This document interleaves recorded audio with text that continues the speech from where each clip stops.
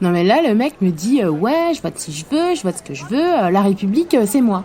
Désolé, mais j'ai pas la ref. Mais si, la perquise, non ? Ok, t'inquiète pas Tiana, je vais te rafraîchir la mémoire.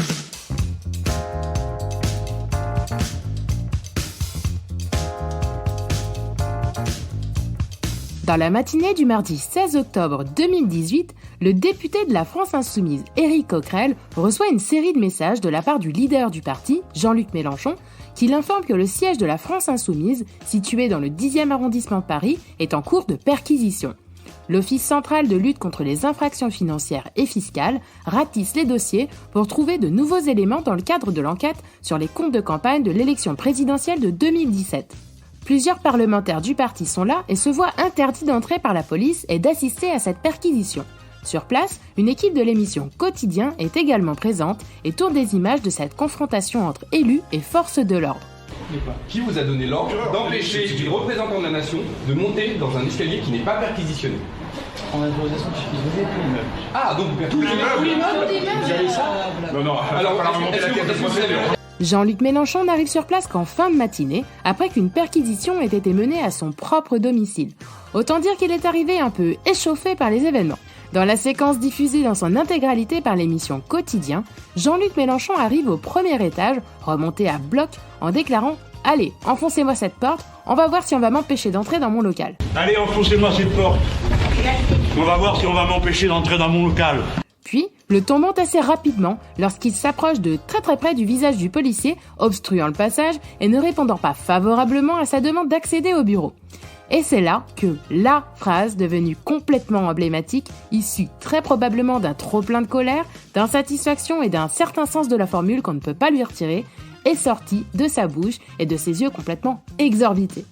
Au nom de quoi? Qui vous a donné cet ordre? Je suis un parlementaire. Nous ne sommes pas des voyous, des bandits, allez faire votre métier de policier. La République, c'est moi! C'est moi qui suis parlementaire. Poussez-vous de là, ouvrez-moi cette porte. S'en suivra quelques minutes supplémentaires complètement lunaires où des élus entament une véritable mêlée de rugby en tentant de faire céder les portes. Elle craque. Allez, on va voir qui va avoir le dernier mot ici. Mélenchon et quelques élus parviennent finalement à entrer non sans heurts, bousculades et confrontations verbales.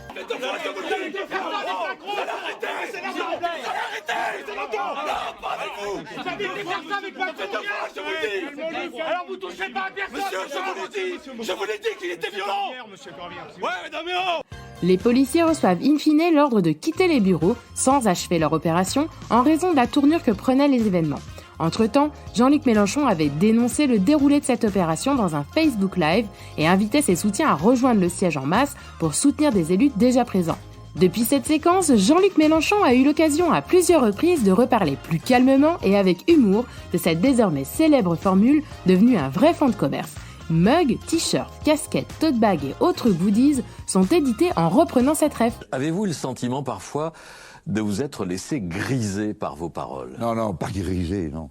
C'est pas que j'ai été grisé, c'est que tout d'un coup j'ai été débordé par ce que je ressentais. Dans la scène qu'on voit où je dis « La République, c'est moi », dont on a fait des t-shirts depuis et des plaisanteries, cet homme me menace de son arme. Il me dit « Monsieur, je suis armé », il me montre son petit truc tricolore. Et à ce moment-là, si vous voulez, comment vous expliquer? C'est ridicule, je le sais bien, mais je suis rempli d'une indignation terrible, parce que la République, c'est moi, c'est pas lui. C'est moi qui suis député, qui suis maltraité à ce moment-là, ou qui le ressent comme ça. Et le roi Louis XI, qui était un sommet de l'habileté et de l'intelligence politique, dit à un moment donné « Ma langue m'aura coûté cher ».